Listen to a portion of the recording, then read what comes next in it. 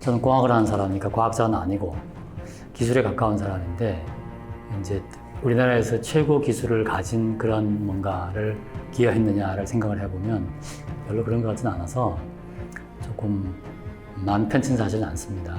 그럼에도 불구하고 영예로운 상을 주신 것은 제 개인에 대한 상이라기보다는 지금 그 반도체 분야가 지난 수년간 이제 굉장히 많은 관심을 받아왔고, 또 앞으로도 계속 그럴 것 같은데, 그 분야가 갖고 있는 특성에 대한 어떤 격려? 그런 차원이라고 생각을 합니다. 중요한 연구를 하게 된, 또는 교수로서 역할을 하게 된 중요한 모티베이션은 연구하는 것이 재미있고, 그다음에 새로운 걸 깨치는 지식을 얻는 데 대한 기쁨 그런 것들이 있지만, 의무감, 책임감 그런 게 있었던 것 같고, 그런 의무감과 책임감을 느끼게 된 배경에는 내 지도 교수님의 역할이 있었던 것 같습니다. 그래서 남을 위해서 봉사한 삶을 사는 것이 좋은 거다. 이게 진짜 인생이구나 라는 생각이 들었어요. 그래서 27년간 교수 생활을 하면서 이 반도체 분야가 사실 어려움이 많이 있었습니다. 근데 그럼에도 불구하고 계속 이 분야를 해야 되겠다라는 책임감을 느끼게 해준 그 원동력에는 내 지도 교수님께서 가지셨던 그런 우리 사회와 우리 동료들을 위한 봉사에 대한 생각, 그게 있었던 것 같아요.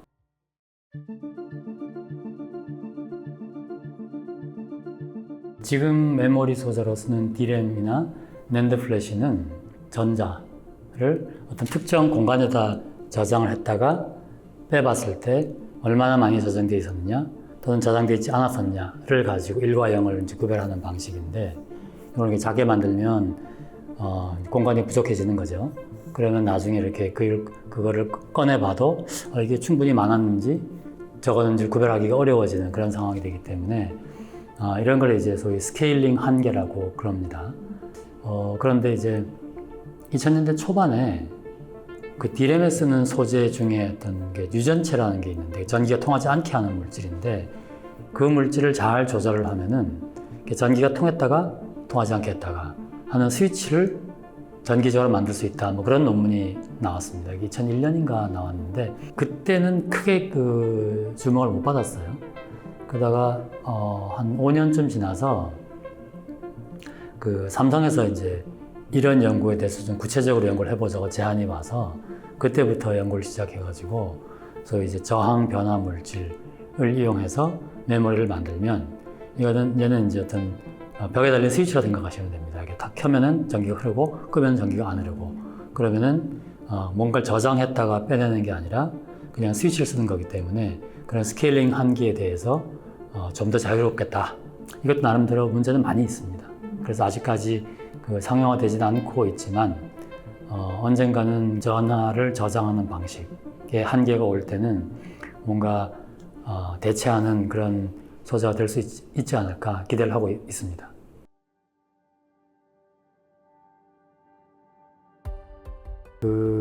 반도체 소자는 기본적으로 트랜지스터라고 하는 걸 기본으로 모든 것이 동작이 됩니다. 그래서 그걸 이제 작게 만들어야지 같은 면적에 많은 소자를 집어넣을 수 있으니까, 작게 만드는 기술이 여태까지 이제 가장 중요한 기술이었는데, 두 가지 문제가 이제 드러나기 시작하는 거죠. 첫 번째 문제는 작게 만드는 것이 언제까지 계속 작게 만들 수는 없잖아요.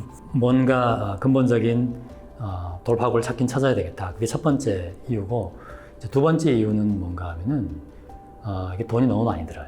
이렇게 메모리처럼 상대적으로 싸면서 집적도를 높여야 되는 그런 칩을 만드는 데 있어서 뭐가 방법이 있을까 생각을 해보면, 우리가 이제 인구 밀도가 늘어나면 아파트를 짓잖아요. 그건 마찬가지입니다. 위로 올라가는 3차원적으로 쌓는 거예요.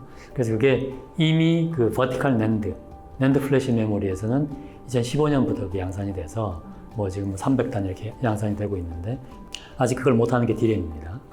이거를 쌓아 올리는 것을 최대한 뒤로 미루고 있는 건데 그게 이제 거의 끝에 왔어요. 그래서 아마 짧으면 5년, 길면 10년 사이에 DRAM도 이렇게 쌓아 올려야 되는 그런 상황에 와 있고, 그러려 그러면 지금과는 상당히 다른 공정이나 물질, 기술을 써야 되는데, 반도체 분야는 이게 이제 소위 클린룸이라는 게 있잖아요. 청정실이라는 게 있고, 그 청정실 안에는 오염 물질이 들어가면 이제 아주 이게 곤란하거든요. 그래서 기존의 반도체 공정에 쓰던 물질 이외의 물질을 도입하는 것에 대해서 굉장히 사람들이 조심합니다. 이제 이러이러한 연구가 기존의 이런 어떤 소자 공정보다는 장점을 가질 수 있다는 걸 어필을 함으로써 이게 좀 라인에 반도체 공장에 좀 더 새로운 물질을 도입해야 되겠구나 라는 그 필요성을 제고를 하고, 또 실제로 해보니까 뭐 그렇게 크게 문제는 없네 라고 하는 이제 그런 거를 실제 끌어가시는 분들에게 제공을 함으로써 그런 신물질 도입에 대한 어떤 심적인 장벽 이런 걸 좀 낮춘 것이 제일 큰 역할을 했다고 생각이 되고요.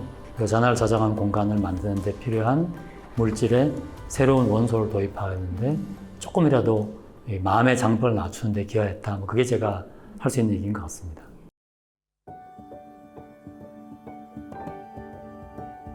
스마트폰 시장이 정체가 되면서 사실 반도체 시장도 정체기를 맞았거든요. 근데 요즘 다시 폭발적으로 늘고 있는 게 이제 이 생성형 AI 이것 때문에 그렇거든요.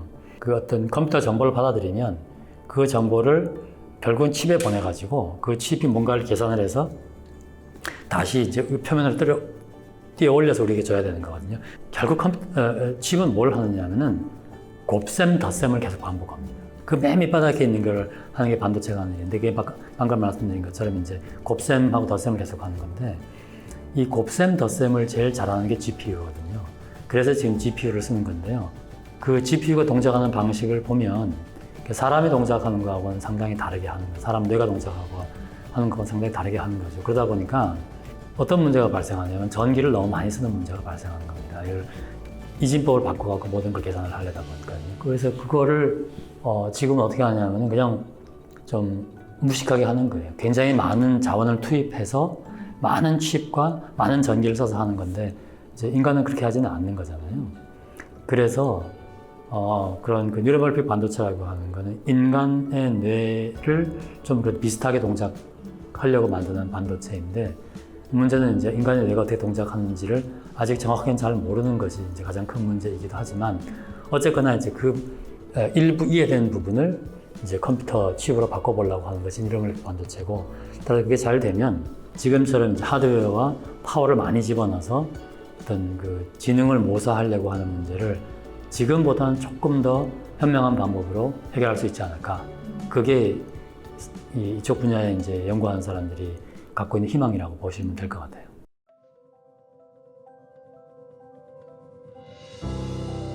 어찌하다가 제가 이제 삼성에 다니다가 대학을 오고, 그때 한참 이제 반도체에 대한 중요성이 부각이 되면서 이쪽 분야에 발을 담그다 보니 그런 그 책임감, 의무감 이런 것 때문에 그냥 이걸 해야 되겠다, 그런 점도 있었던 것 같아요. 그걸 다른 말로 표현하면은 신념을 가지는 겁니다. 그런 신념을 가지는 것이 참 어렵더라고요. 한번 내가 이걸 해야 되겠다라고 마음을 정한 거 신념을 가지는 건데, 그게 이제 20년 이렇게 가야 되는데, 그 중간에 바람이 자꾸 불죠. 연구비도 없어지고, 딴 거, 네이처 난다 그러고, 그런 신념을 유지하는 것이 굉장히 어렵더라고요. 그럼에도 불구하고, 우리 사회에 더 크게는 인류에 기여할 수 있는 거는 하나를 꾸준히 연구하는 데서 나온다고 생각돼요. 그러지 않을 확률이 높죠, 사실은. 대부분 그렇지 않죠.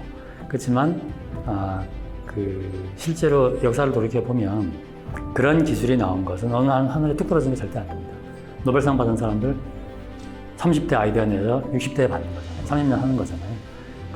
그런 걸 생각해보면 그 연구자로서 가장 중요한 것은 본인이 하는 연구에 대한 믿음, 신념을 가지고 그거를 끝까지 유지하기 위해서 노력하는 것이 가장 중요한 일이라고 생각을 합니다.